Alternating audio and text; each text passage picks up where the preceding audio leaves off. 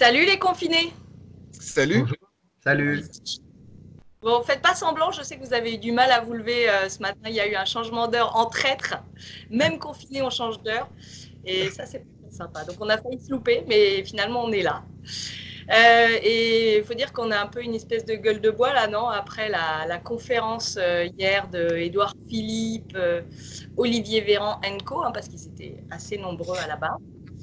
Et voilà, on va peut-être déjà avoir pas mal de choses à dire pour débriefer cette petite conférence de presse. Qu'est-ce que vous en avez pensé?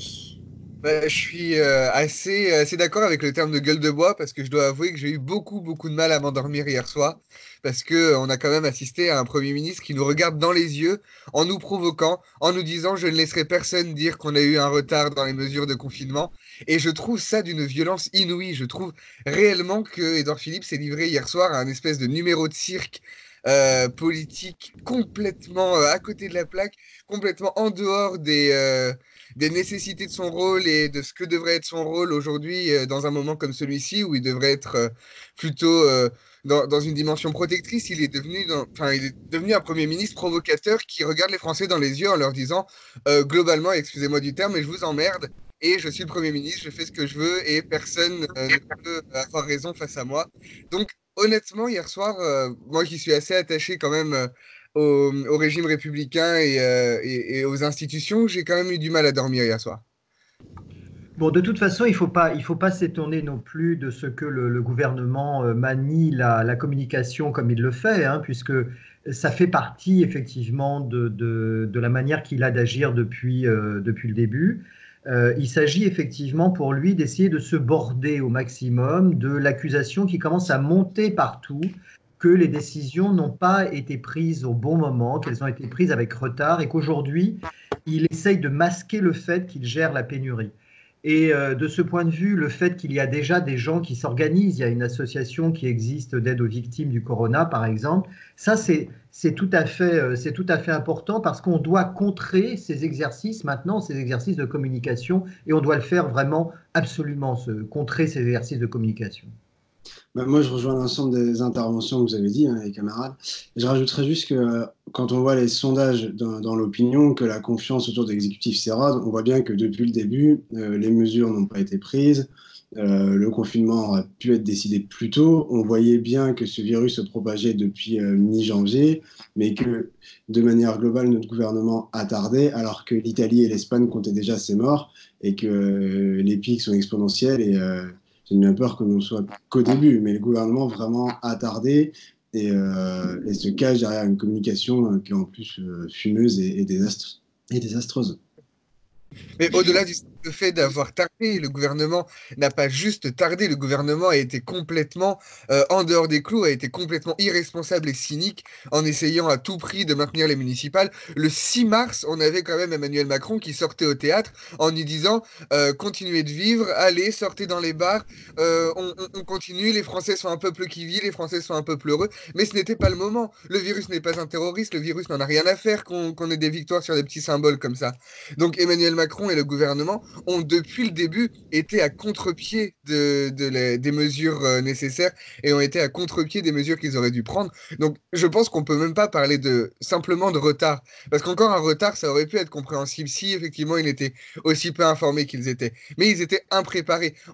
J'ai les chiffres ici, on avait en France, au début de l'épidémie, 117 millions de masques classiques, de masques chirurgicaux, et aucun stock stratégique de masques FFP2. On ne peut pas, dans une époque comme la nôtre, dans une époque où on ne maîtrise plus la façon dont la nature s'en prend à nous, avoir un pays qui n'a que 117 millions de masques chirurgicaux et aucun stock de masques FFP2, et aussi peu de ressources en termes humains et en termes de matériel dans les hôpitaux. Donc, au-delà du retard, c'est un vrai manque de préparation et un vrai manque de responsabilité du gouvernement auquel on a assisté. De toute façon, il ne faut pas qu'on s'attende à autre chose parce que, pardon Manon, tu voulais dire quelque chose, excuse-moi. Non, mais moi, je vous rejoins évidemment. Par contre, effectivement, tout ça, on y a droit à chaque fois finalement. À chaque fois que Macron ou Édouard Philippe prend la parole, on retombe sur mais enfin, c'est pas possible, ils n'assument pas leur retard, etc. Je pense que ça, maintenant, on est un certain nombre à l'avoir compris. La preuve, effectivement, tu parles de cette association, on peut peut-être rappeler l'adresse, c'est coronavictime.fr. Ça, c'est pour une action collective, citoyenne collective.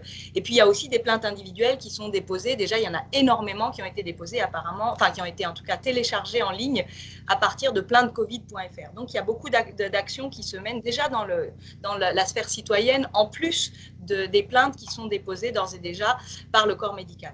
Mais moi, je trouve que vous êtes un peu injuste, en fait, parce qu'ils ne sont pas contentés de dire on fait ce qu'on veut et puis on a tout bien fait, etc. Oui, ils ont fait ça, je suis d'accord. Mais moi, ce qui m'a frappé, c'est que ça a commencé quand même après que Édouard Philippe a rappelé, a fait une espèce de replay incroyable du discours de Macron en recitant toutes les professions dans une espèce de litanie. Ça faisait un peu effet de teasing, ça devenait insoutenable parce qu'il a commencé par nous dire attention, on n'est qu'au début de cette crise, ce qui pour le coup était nouveau, hein, parce que jusque-là, ils nous disent c'est bon, on avance tranquillement.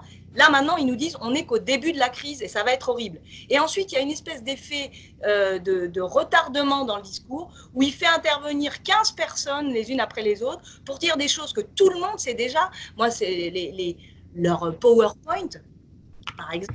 C'est des trucs qui circulent sur les réseaux sociaux depuis au moins une semaine, si ce n'est plus. Et donc, ça faisait vraiment PowerPoint pour gamins de 12 ans. Et on se disait, mais enfin, pour qui il nous prend, quoi? C'est maintenant qu'ils se réveillent. On a l'impression qu'ils suivent l'affaire par Twitter, mais avec J+7, quoi, avec 7 jours de retard. Bon, mais quand même, je crois que ce qui est notable, c'est qu'ils ont essayé, mais ils ont beaucoup de mal, ils ont essayé de nous dire, OK, on vous a un peu pris pour des cons, on vous a même beaucoup pris pour des cons, et peut-être qu'on est allé trop loin. OK, on doit faire un effort au niveau de la transparence, etc.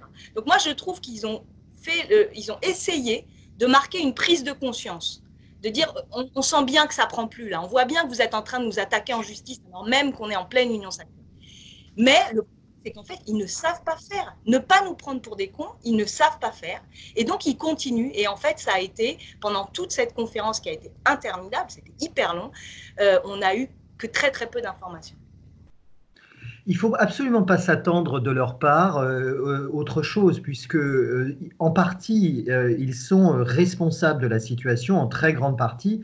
Je veux dire par là qu'ils ont contribué, ce gouvernement, comme les gouvernements précédents, à casser le système de santé, par exemple, à casser le fait que la France ne soit plus en mesure de produire des masques, à casser le fait qu'elle ne soit plus en mesure de produire des tests, etc.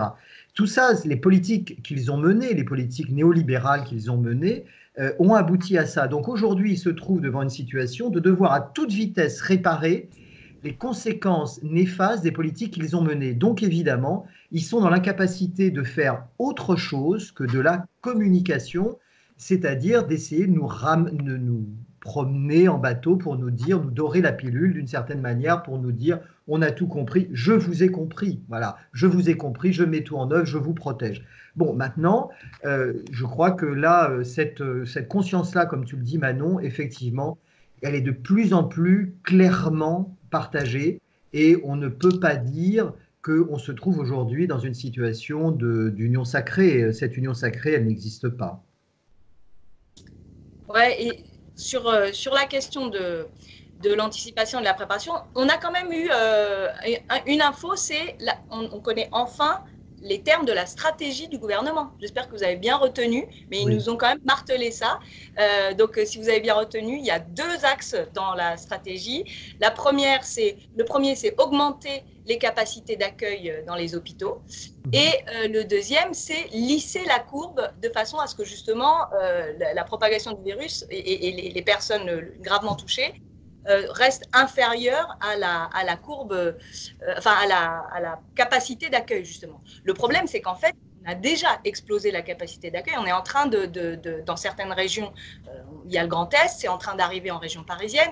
Et donc, on voit bien que déjà ça, c'est loupé. Et comment pourrait-il en être autrement quand on pense que, par exemple, ils nous disent qu'il faut lisser la courbe, mais la première chose qu'ils ont faite après avoir déclaré la fermeture des classes, qui montrait qu'on était quand même dans un moment assez, prise de conscience assez avancée, eh bien, c'est de maintenir le premier tour des élections. Et là, ce qu'on est en train de voir aujourd'hui, c'est les dizaines, les centaines, peut-être les milliers de personnes qui ont été infectées, qui ont contracté le virus à cette occasion-là.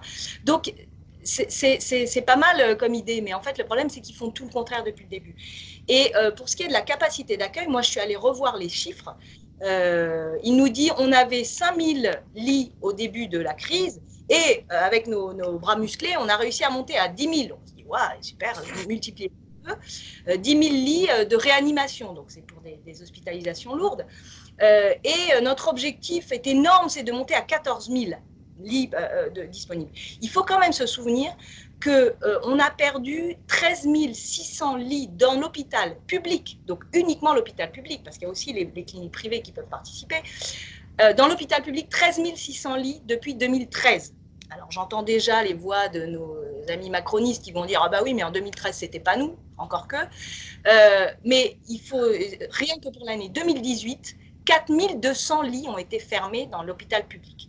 Donc, quand il nous dit on va être super fort, on va augmenter de 10 000 à 14 000, mais en fait, ils sont en train, effectivement, ce n'est pas seulement les patients du Covid qui sont en réanimation, c'est l'hôpital public qui place en réanimation. Et la crainte, c'est qu'en fait, ce soit une tentative de ranimer les morts, là, parce que comment on fait ça en pleine crise quand tout le monde est déjà dépassé par la situation? Voilà où est l'irresponsabilité de ce gouvernement. Ça fait un an que les urgences sont en grève. Ça fait des années que l'hôpital public réclame des milliards. Comment ça se fait que nous, 6e puissance économique mondiale, dont notre système de santé, notre modèle social est vanté à travers le monde, et qu'on est incapable de répondre à une crise sanitaire? Déjà, en 2016, Jérôme Salomon, qui était le conseiller santé d'Emmanuel Macron pendant la campagne présidentielle, nous alertait en disant « ce n'est pas possible, notre système de santé n'est pas prêt à une crise épidémique ». Mais on voit bien les limites, comme l'a souligné Frédéric, des politiques libérales qui ont cassé l'hôpital, qui ont fait en sorte qu'il y ait moins de moyens humains, moins de matériel. Et aujourd'hui, on n'est pas du tout préparé. On assiste à une catastrophe et j'ai peur que le pire soit devant nous. Ouais. Bon. En tous les cas, on ne peut pas faire confiance aujourd'hui pour un gouvernement qui est responsable aussi de la situation. Ce n'est pas lui qui va réussir à faire en sorte que les choses aillent mieux. Il gère la pénurie, c'est tout. Donc on ne peut vraiment pas compter sur la main du marché quoi, pour ce truc-là. Ah, non. Ça se confirme. Bon, bah, écoutez, merci les amis de vous être levés un peu tôt ce matin. Et puis, merci surtout à tous ceux qui sont les mains dans le cambouis et qui sont parfois exposés d'une façon assez scandaleuse aussi, parce qu'on n'oublie pas que les soignants et tous ceux qui doivent être sur le terrain, il n'y a pas que les soignants, on l'a déjà dit, les caissiers, les éboueurs, enfin tout ça, sont d'autant plus exposés qu'ils n'ont effectivement toujours pas les masques qu'on leur promet et dont il a été encore beaucoup question dans l'allocution des uns et des autres hier soir. Merci beaucoup à eux, courage aussi à tous ceux qui commencent à avoir dans leur entourage eux-mêmes des symptômes graves, voire des décès, ça commence à apparaître et donc on va certainement tous être plus ou moins touchés par ces drames. Voilà, et puis n'oublions pas, on rappelle les 2 démarches citoyennes qui existent à l'heure actuelle, à notre connaissance en tout cas, pour déposer plainte contre le gouvernement, contre en particulier Édouard Philippe et Agnès Buzyn. C'est plaintecovid.fr pour déposer une plainte individuelle et c'est coronavictime.fr pour s'associer à une action collective. Voilà, merci à tous, courage. Merci. Et puis à bientôt. Merci. À bientôt. Ciao.